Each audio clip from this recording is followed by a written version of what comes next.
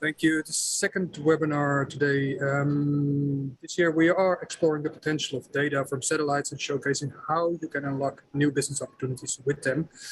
From farming, consumer solutions to IoT, energy and raw materials, maritime, and to supporting the environment and green transformation. My name is Bram Pauwels, Strategic Communication Partnership Manager at EBN. Thank you for joining once again. Still meeting a few people. Feel free to turn your camera on. It will be an interactive webinar with two very good experts today. So feel free to post your questions in the chat. We'll wait for the Q&A at the end of the session. I'm joining you today from Barcelona, the Mobile World Congress. So if you see some movement behind me, excuse me, please. Make jokes about it. Without further ado, we're joined today with colleagues from EUSPA, Marqueta, Justyna, and Manuel. Uniquely for the audience of our both communities, for the EBN community and the EUSPA community, Justyna and Manuel will showcase ideas and innovative solutions utilizing Europe's Galileo and Copernicus services mostly.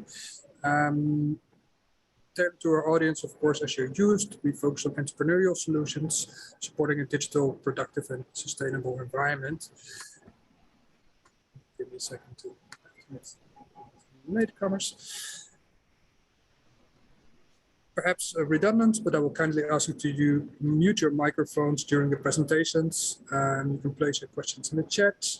We will have a Q&A session, as you can see, after the two expert sessions. Once again, for those joining late, the session is recorded, so if you want to remain anonymous, I advise you to change your name and turn off your camera. Let's have a look at the agenda. As you can see, I won't take long today, a short 3 minutes. Marqueta will take over and she will elaborate on EUSPA. Justyna will dive a bit deeper into the space technology specifically focused on IoT and consumer solutions. And Manuel will conclude with the Galileo and Copernicus services, including use cases. Once again, thank you for joining us, Justyna and Manuel. Let me briefly kick off with a short introduction about the EUBIC community and EBN. In these special times, and especially as people grapple for solutions everywhere, there's no doubt that technology is destined to be the central to addressing our global challenges. EBN serves organizations that use business and innovation as a force for regional, economic, sustainable, and social development, recognized by the EUBIC certification and connected by the EUBIC community. EUBICs use the best possible actions to create thriving startups and SMEs. You can see them working in industries ranging from space, deep tech, AI to medtech, smart materials, agri-food, consumer solutions, software solutions, a lot as well. The key feature of our members, the EUBICs, is that they are taking real steps to ensure that their services are best advantageous to their regions and to their clients. As of 2021, there are now more than 110 quality certified EUBICs and 30 plus associate members in over 35 countries. We shape a pan-European global community of quality certified business supporters. You can imagine they come from a diverse background. I think the fair share are accelerators and incubators, science parks, but we also have a fair share of academia, members in the technology transfer organizations and other innovation agencies. Briefly about what binds us together as a community, we rally around 4 core missions, which are once again regional, economic, sustainable, and social development, delivering the best quality business support as possible, which is among others showed compared to the EU average, the startups supported by EUBICs outperform in first and 5-year survival rates. Third mission, which we rally around, is providing access to finance and contributing to scaling European innovation. It's what the nature of a pan-European innovation network. Very shortly about EBN, and then I hand over to Marqueta. EBN, European Business and Innovation Center Network. Been around for a while already, but we remain true to our missions and we facilitate and support this rich pan-European global community of people using innovative business as a driver for regional sustainable economic development. To realize this, what do we do as EBN? We provide the EUBIC certification, We co-design and distribute quality business support programs for our members. We facilitate and originate as well project collaborations, international projects, do a fair share of global networking and advocacy for our members, business support actors such as the EU BICs. In this context, EBN and the EU BIC community and our partners, we are very pleased to collaborate with EUSPA on a broader sense, but also in this webinar series, and the broader European space sector towards building a green digital and fair society. We foresee making Europe the hub humbly for solving our global challenges powered by innovation, technology, and the ingenuity of entrepreneurial innovators. Space is a critical component in this mission. On this note, I'm very pleased to give the word to Marketa to introduce EUSPA and share some of the many opportunities available within the EU space program and within the agency itself. Thank you very much, Bram. Thank you for the introduction and the opportunity to organize this webinar together. It's been a pleasure. The fact that we can share the information about how space technologies can enrich different sectors and reach to EBN audience as well. So let me introduce myself. My name is Marketa Gladyshev. I work as a consultant for market development team of EUSPA. And before we go to core of this webinar, which is space technologies for consumer solutions and IoT, I would like to introduce you basic information about the agency, about EUSPA, and especially about activities that we do for businesses, startups, and entrepreneurs. So let me start with the introduction of EUSPA, which is European Union Agency for the Space Program, taking care of European Space Program under one umbrella. First of all, Galileo, that is Global Satellite Navigation System, EGNOS, which is a system that makes navigation signals more accurate and reliable. Then Copernicus. Copernicus is Earth observation and program and focusing on monitoring based on both satellite and non-satellite data. And GovSatCom, meaning this program, it focuses on governmental actors and secure satellite communications. EUSPA took under its wing Copernicus and GovSatCom last year in May. But the GSA, which was former EUSPA, Global Satellite Navigation Agency, was responsible for Galileo and EGNOS for many years already.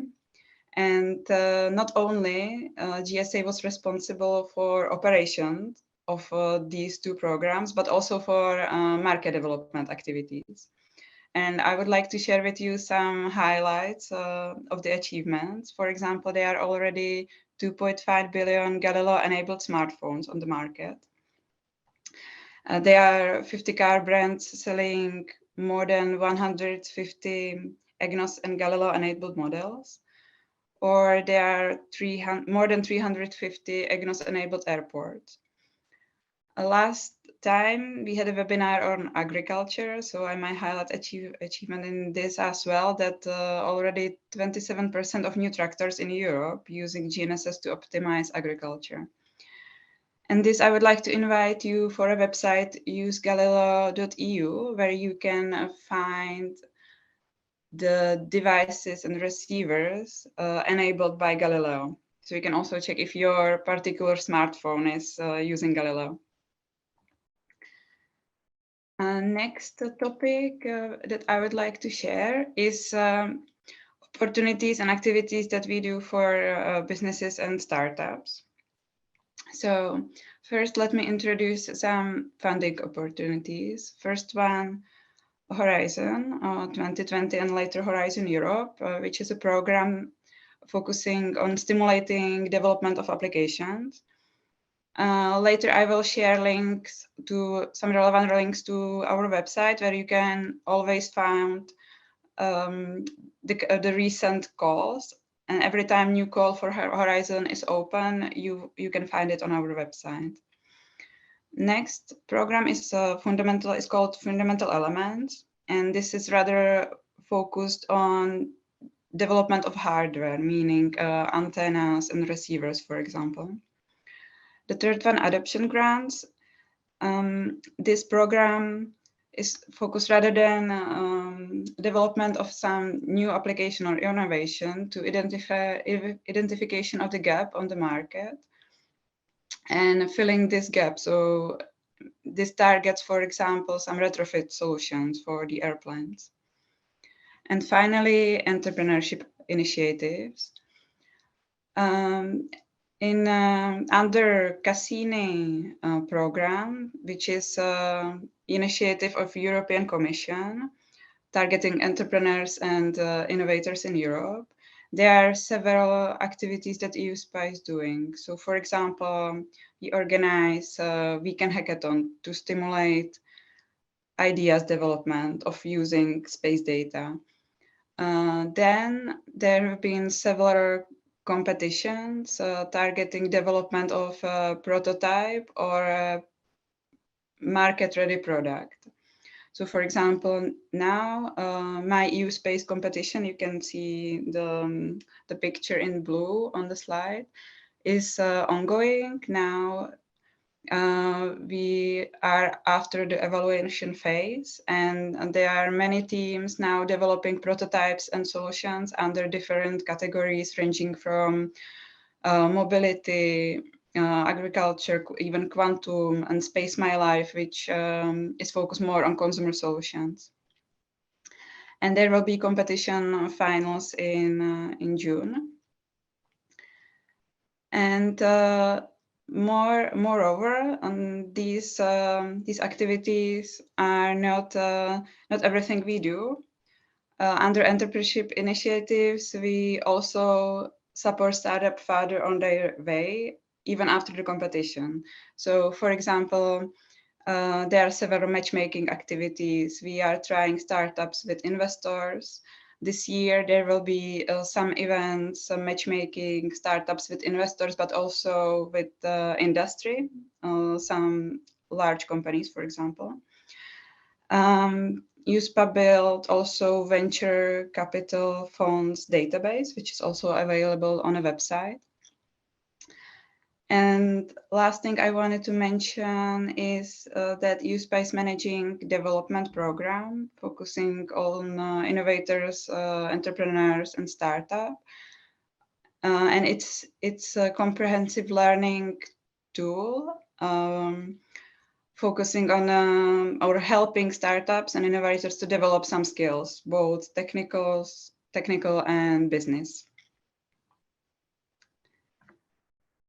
And I will share the links on our website where you can see all the information, but at least I would like to take the opportunity to invite you for a Space Crossroads, which is a regular webinar, which is very interactive, where we invite different guests from space sector, but also from business sector, and it targets startups and innovators who want to learn something, meet, and network. And next episode will be next week on Thursday, and it will be on the topic of urban mobility. So you are all welcome to join. So that's everything from my side. I will stop sharing now. I will share some links to chat. And now I would like to invite Justyna to take over and go in a detail. So thank you very much. Thank you, Marketa, for this introduction. Can you confirm you can hear me? Yes. Okay, great. So let me share the few slides that we were preparing for the part of consumer solutions. So Marketa already introduced our agency. So I'm working also in the market development department of EUSPA, and I'm responsible for this segment, as we call, of consumer solutions.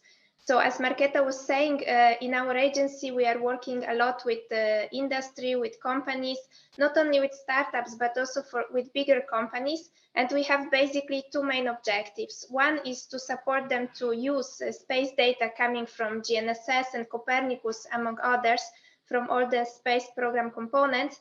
And another objective is to support the EU industry. And with this objective in mind, we launched all these entrepreneurship actions.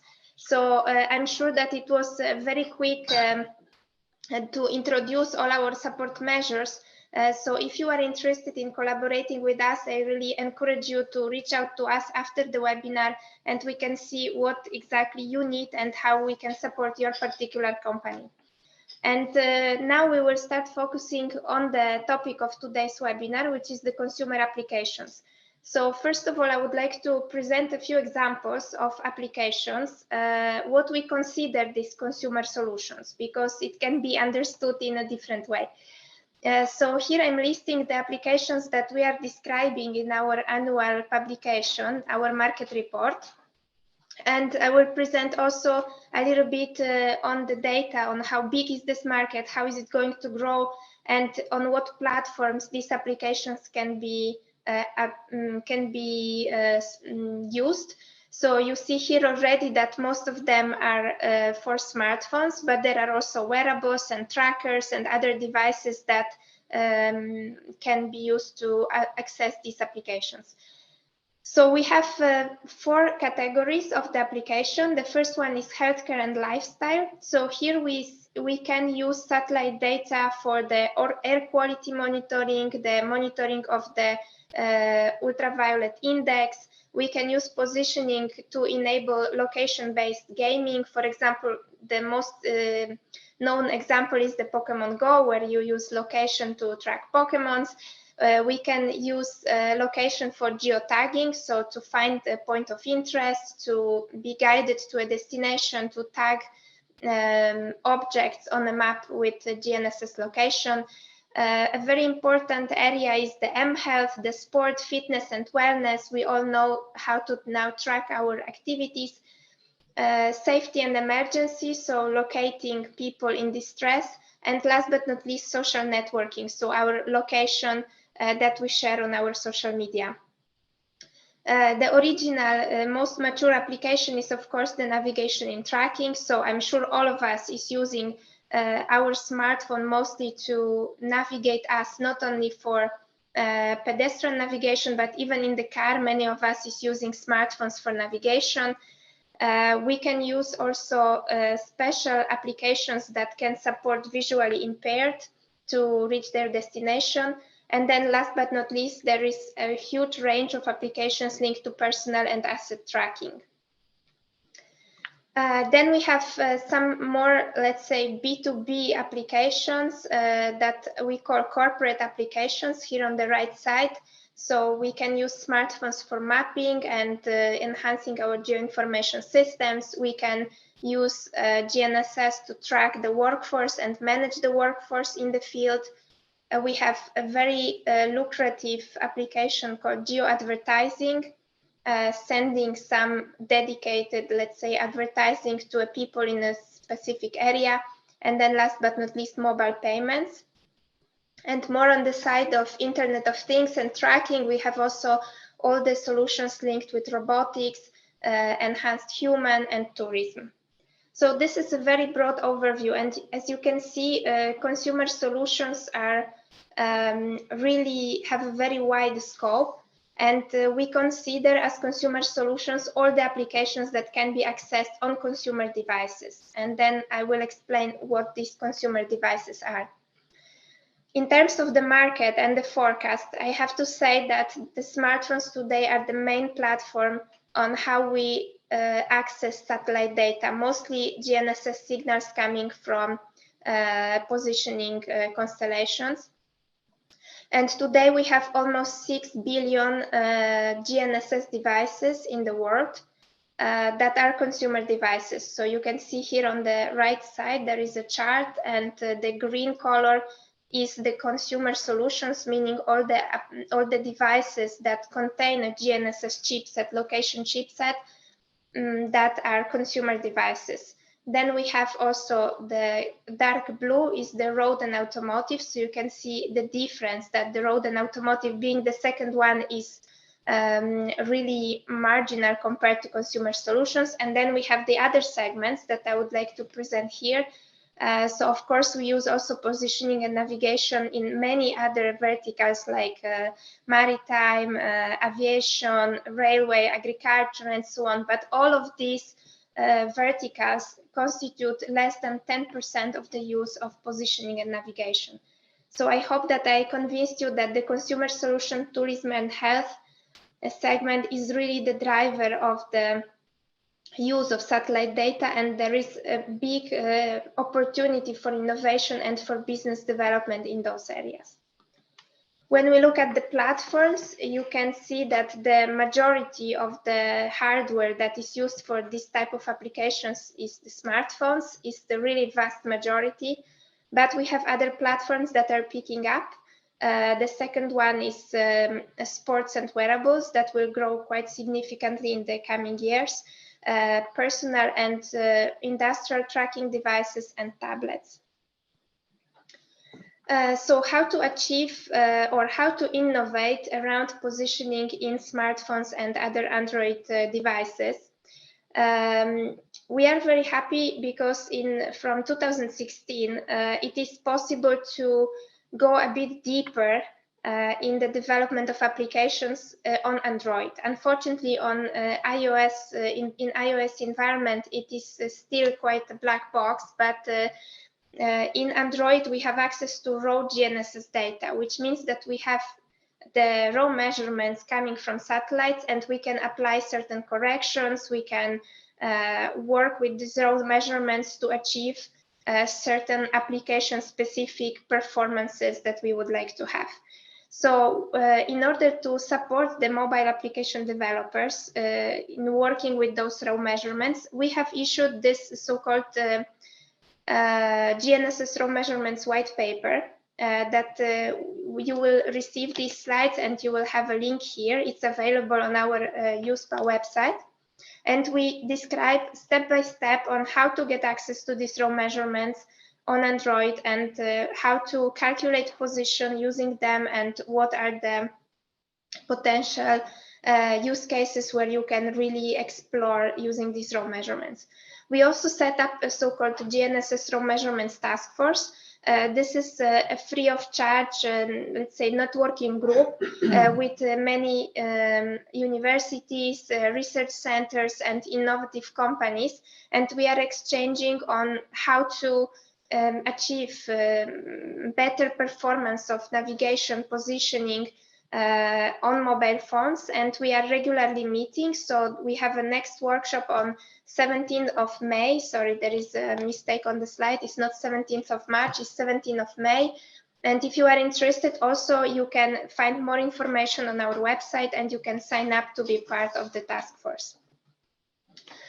Another very important area of innovation is the area of tracking and Internet of Things. We see that there is a lot of limitations still today to use GNSS, not only Galileo, but overall GNSS, even GPS, because if we want to track our assets and they have to be battery powered, there is a big concern for using GNSS that is in fact using a lot of power on the devices. So we are also supporting here as EUSPA. First of all, we issued this IoT white paper, which is a very simple guideline for all the companies, all the solution providers that would like to have a better positioning and optimized use of positioning in their solutions. And we have there a very simple decision tree, depending on what kind of performance you need in terms of accuracy, what kind of performance you need in terms of power. You will be able to get the best advice in which connectivity to use, which GNSS chipset to use, and how to really offer something optimal for your customers. We are also funding two important research and development projects. One is called Apollo, and the other one is called Galileo of Things, where we produced or developed GNSS chipsets, modules that are so low power that you can use GNSS on battery-powered devices for up to a few years. So if you are interested in this type of solutions, please contact us and we will provide more information. We are also offering companies free market intelligence. I was mentioning before that we have this regular publication that is called Earth Observation and GNSS Market Report. And there we provide all the statistics, all the market forecasting, the charts that I was presenting before come exactly from this report. It's 200 pages of market intelligence on how you can use satellite data across more than 100 application areas. And we are also running regular studies on what are the user needs and requirements. So for example, if we take an application of monitoring of your running or application of workforce management, we collect here the requirements of final users for what concerns the performance requirements. So what is the accuracy needed, what is the availability needed, and then compare it with what is available on the technical side. So I really encourage you to explore on our website all these free resources. And again, if you have any questions, please reach out to us. As I mentioned, we are working directly with the companies to help them, and we offer various types of support. Of course, the technical support. So if you have any questions on how Galileo is exactly working, how I can use it, which performance I can obtain, please don't hesitate to reach out to us. I will present now just a few examples of companies that received support from us. This is both the funding support and the mentoring support. This first example is from the area of robotics. The company is called 10 Lines. They developed a parking robot that is marking parking places. Thanks to use of the robot, the big parking areas can save up to 50% of costs on drawing and preparing the big parking places. I'm speaking here about parking places with hundreds to thousands of parking places. And the 10 Lines companies from Estonia, we started working with them when they had only a prototype, and today they have a fully commercial solution, and they are now in the second financing round to scale up the company. Another example is Vision Anchor. This is a mobile solution for smartphones that is providing like a virtual anchor for leisure boats. The company is Croatian and is coming from, Slovenia, and they are now commercializing also the solution of providing assistance to boats that are docking in the night, and any movement is detected and is informing the captain on the smartphone. Another solution is an Italian company called ARgeo that is using Galileo for geomarketing. So using also augmented reality, they are placing augmented reality tokens around the city, and people are able to collect these coupons and get discounts. So this is an interesting example of this geomarketing, geo advertising area. Then we have some solutions for agriculture, apiculture that is also linked with mobile phones. So we have a solution for a smartphone application that is also working on wearables for beekeepers, monitoring the environmental condition and where are the best places to position the beehives, and also providing some social networking with other beekeepers. And last but not least, we also supported the development of several tracking applications. Here, an example for pet tracking, an example from Romania, but we have also many other solutions for tracking. These were the examples for positioning and navigation, but I would like to also highlight that we started working last year also on Copernicus.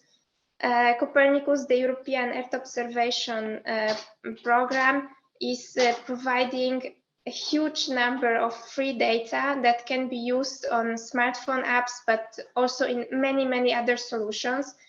Here on the left side, you have just an example of data that are freely available, like UV index, information about different pollens, pollution levels, temperature, land cover, wind speed, fire intensity. There is really everything that can be sensed from the satellite about the situation on Earth is provided by Copernicus. And we are happy that we have a growing interest of application developers to explore this data.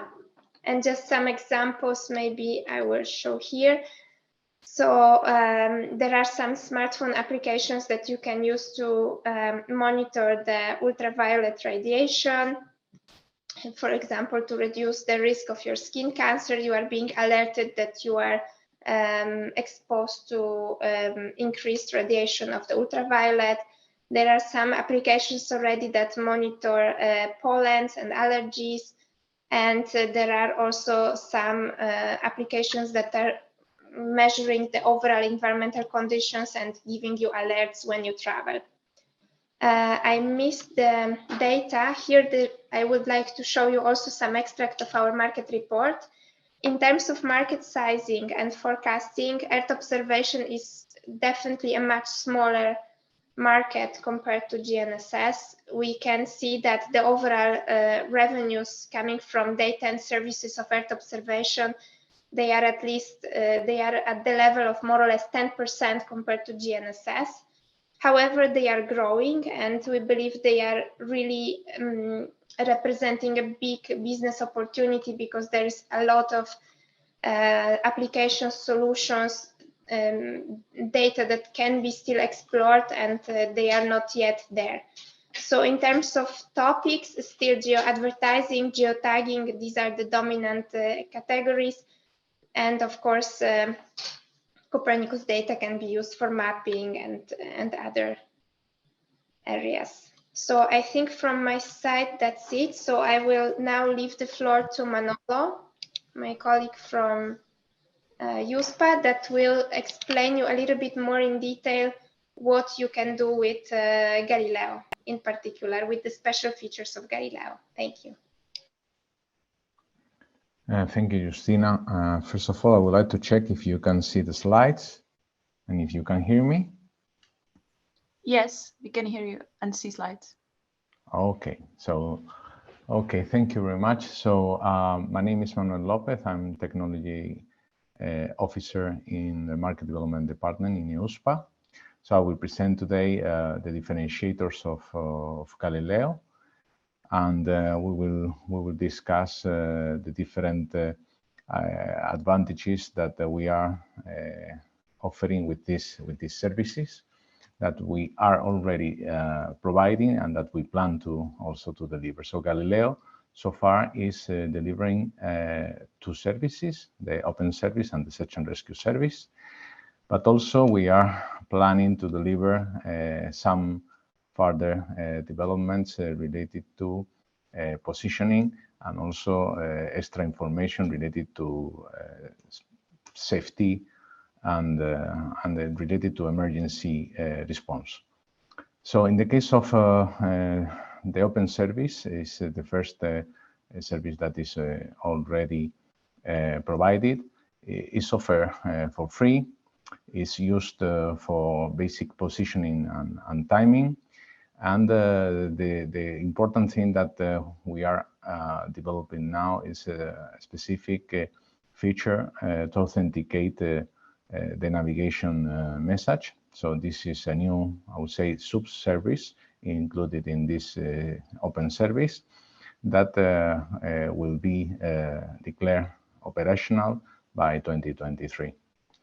The other service that is already available and is the search and rescue service. This is the contribution of Europe to COSPAR-SAT, an international satellite-based search and rescue distress alert detection system. So we are delivering today two services, the forward link and the return link. This are specific services for 406 megahertz beacons. So the forward link is retransmitting or forwarding the signal coming from a beacon that is activated, sending a distress signal, and this is sent to the ground infrastructure of Galileo, and is sent to Cosparsat, so to inform that there is a beacon in distress. Then there is also the return link service that is sending back acknowledgement message to the beacon, informing that this alert has been processed. So the open survey and the search and rescue, these are services that are already in place. So the open service was started in 2016 together with the forward link. And as I mentioned, the return link was coming in 2020. Then we have two more services, the high accuracy and the emergency warning service that are under development.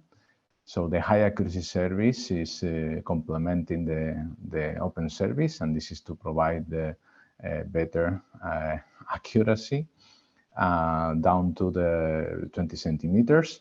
And the information will be transmitted via a third frequency, but also via internet. The plan is to have it operational this year. Then we have also the emergency warning service, which is a service for the civil protection authorities to relay an emergency warning to the population in a defined area, for example, to alert about an imminent flood. And this service will be in place, okay, this is the plan, by 2024. And now I would like to go deeper in the description of these three services. I would like to start with the Galileo high accuracy service, and then I will follow with the emergency warning service, and then I will give some information about the current development of the OSNMA, the authentication service over the open service. So with respect to the Galileo high accuracy service, this service is provided for free. So it will deliver a specific corrections in form of precise point positioning the information through the Galileo signal, XSP, and also through internet. The importance of this service for I would say the mass market is that since it will be provided by internet, it can be used by smartphones, could be used by smartphone or other equipment to develop new applications. So this is I would say a really relevant feature, especially because it will be able to provide 20 centimeters in the horizontal and up to 40 centimeters in vertical. There is a specific document, which is an information note on the high accuracy service that is already published in the GNSS Service Center. So in the slides you can find the link to that document, where we explain the different features. I will go very quickly through them. So basically, the high accuracy service will be based on the provision of accurate satellite data and also atmospheric data to enable this precise point positioning service. These corrections will be transmitted via E6B, but also internet, and with a specific format that is common for this type of services. So it's RTCM, compact state space representation messages.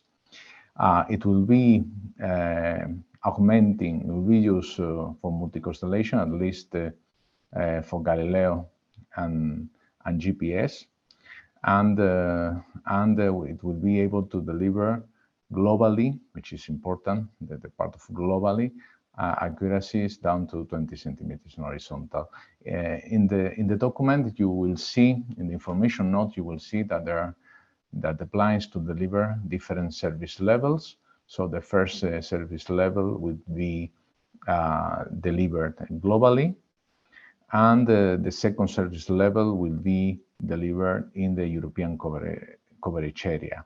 The main difference between the two services, it would be related to the convergence time. So in the case of the global service, the convergence time will be less than 300 seconds. In the case of Europe, we can go down to 100 seconds. But this is the commitment, I would say.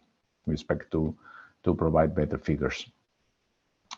What is the status of development? So far, we have discussed with the users what is their need. Basically, we have published different expression of interest. We have involved different manufacturers to help us in the testing and in the fine-tuning of this service. And this year, what we plan to have in basically this quarter is, if possible, so it's the publication of the ICD, of the interface control document that will be used by the receiver, by the terminal receiver manufacturers. And we plan to have as well this year the initial service declaration. So this is what with respect to the Galileo high accuracy service. With respect to the Galileo emergency warning service, okay, this is a service that whose purpose is to alert the population. So we have been mandated to provide a specific service to broadcast warnings regarding natural disaster and other emergencies in particular areas, and this is in our EUSPA regulation. So basically, the features of this service, this emergency warning service, is that we plan to have it. We have to plan a global coverage. We will start with a first phase delivering the service in Europe, but the idea is to use I would say the global feature of the Galileo satellites to provide this service worldwide. It's important to highlight that there is no need of a cellular network to receive the emergency warning message through this Galileo service, because at the end we plan to use as the primary means our Galileo satellites. Therefore, is resilient, I would say, to ground destruction at least locally, and for that it will be important to be used in any kind of disasters. Basically, could be in earthquakes, in tsunamis, could be tornadoes, floods, forest fires, and other emergencies that need to be confirmed. It's important to say that this service is for civil protection authorities. So the idea is to deliver this service on demand, or the messages, I would say the emergency warning service, emergency warning messages on demand, provided by this information coming from the civil protection authority. So we will broadcast this alert and the associated guidance, but only triggered by the civil protection authorities. The idea is to provide a service that is complementary to existing systems, and our at the end target is to provide these messages within, I would say, in a range of 1 to 10 minutes, independently of the size of the area impacted by this emergency. It's important to also to recall that this service will be including information related to the area that is impacted. So we will send in the message, in the emergency warning message, information about an ellipse that will inform the receiver if this message is for this receiver or not, depending on the location of the receiver, if it is inside this ellipse or not. And basically, the idea is that the receiver needs to show the message when it is inside the area, the impacted area. So I would like also to highlight that this service can be used or will be enabled in any device that is compatible with the Galileo OS, specifically in the part of EWS, Signal in Space ICD. So if the receiver is following this interface control document, then it will be possible for this receiver to have access to this emergency warning message. Then the terminal, of course, needs to include the different interfaces so that to show this information to the citizen. What are the main limitations in this service? So the first thing is that we don't have a free text to provide. So the messages will be pre-coded, and there is also another limitation that is related to I would say the GNSS signal's nature. So it will be impossible to use it indoor. So the way this service works is presented in this slide. So it will be the civil protection authorities triggering the alert.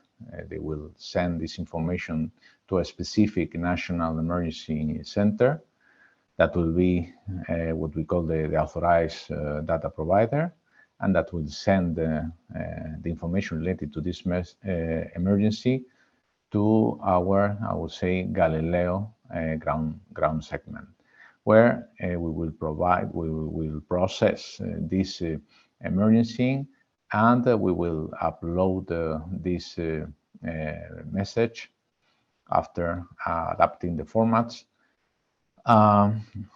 up to our Galileo satellites. In principle, it would be broadcast through 2 Galileo satellites, and this information will be, I would say, received by all receivers under their footprint. However, the message, the idea is that will be only shown in those receivers that are inside the ellipse that is defining the area of emergency. The next service that I would like to describe is what we call the Open Service Navigation Message Authentication. This is the OSNMA. So this service is also provided, will be also provided for free, and this service will deliver authentication of a specific Galileo data, in particular the navigation message. It will allow to detect certain spoofing attacks, and it's important to highlight that this service will provide users with an additional security layer, so that to be reassured about the authenticity of the information received from Galileo satellites. Currently, we are in test mode with respect to the transmission of this service, and the plan is to go to the initial service provision phase in 2023. In the Galileo and the GNSS Service Center, we have also published an information note about the features of this authentication service. Also, you can find information about guidelines on how to implement this service there. In a nutshell, the OSNMA service is based on two pillars. So one of them is the publication of public keys that need to be stored in the GNSS receivers, and that will allow the authentication of the navigation data included in the E1B signal. And the second pillar is the transmission of data, specific data that will be used to authenticate this Galileo OS navigation message. For example, digital signatures, the message authentication codes, and the associated kits. This will be also done through the E1B INAV navigation message. So the way it works is, in a nutshell, is the following. So we have in the GNSS Service Center a specific OSNMA module that receives information, receives the navigation data from the Galileo Control Center. In this OSNMA module in the GSC, authentication data is generated and then sent to the control center. The control center incorporates this information and transmits it to the satellites. And the satellites then transmit the authentication data interleaved with the navigation data. And finally, is at the receiver side, where the navigation data is authenticated using this OSNMA data and a public key that is also already available in the receivers. So this is the way OSNMA works in a very high, I would say, very high level description. What is important to highlight is the time that we need to have this information authenticated. So the target is to have the information per satellite authenticated within 1 minute. But it's true that for the first time can go maybe to several minutes, depending on the implementation in the receiver. Okay, so I would like, before finishing, I would like simply to say that these services are under development, specifically the HAS and the OSNMA, and also the emerging warning service.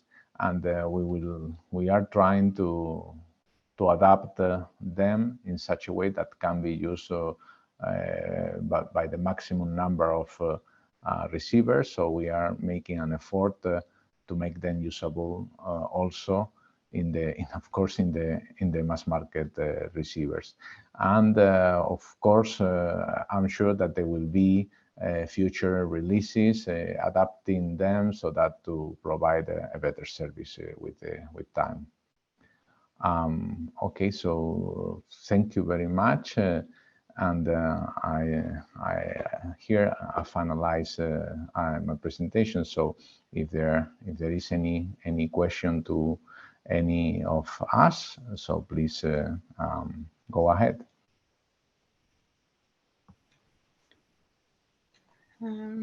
Actually, I think there is one question related to your presentation from Tony.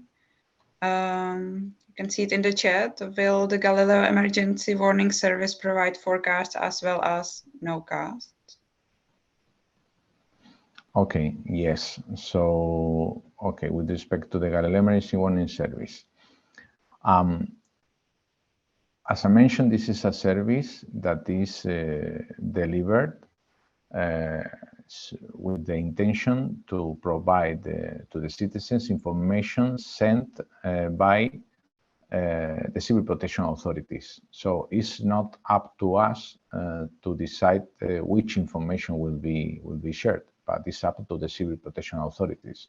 So if they have information related to an emergency that is expected to happen, okay, and if they ask Galileo to provide this information, we will do. But also in the case that there is I would say an existing emergency, and we will provide guidance to react following the indications provided by the civil protection authorities. So basically, we will provide another mechanism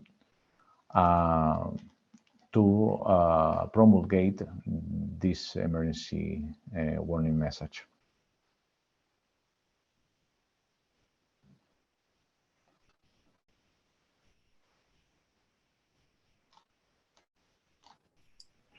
Thank you, Manuel. I see one more question from Mo in the chat. What kind of spoofing immunity is the Galileo NMA service designed for?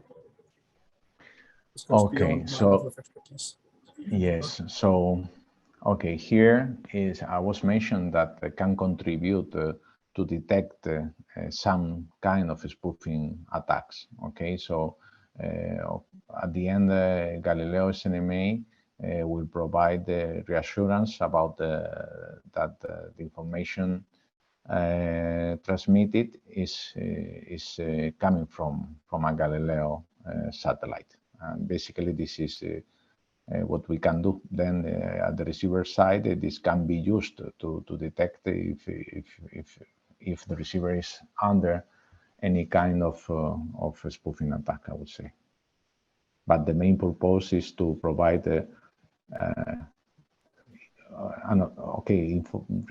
reassurance about that this the information that is received is coming from Galileo.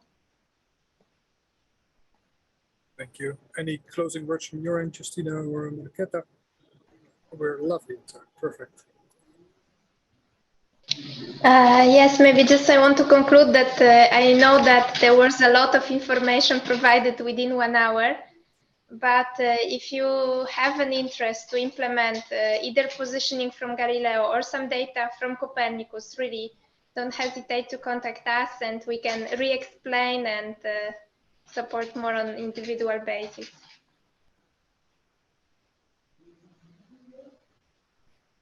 Closing words from your end, Marketa? Thank you, Justyna. No, I think everything was said. I also shared some useful links on our website and a link to Slack group where you can also join and ask us directly. And thank you everyone for joining. And thank you, Bram, for organizing. Thank you for organizing. Thank you, Manuel, for your contribution. Justyna as well. See you at the third webinar. Have a nice evening. You too. Thank you.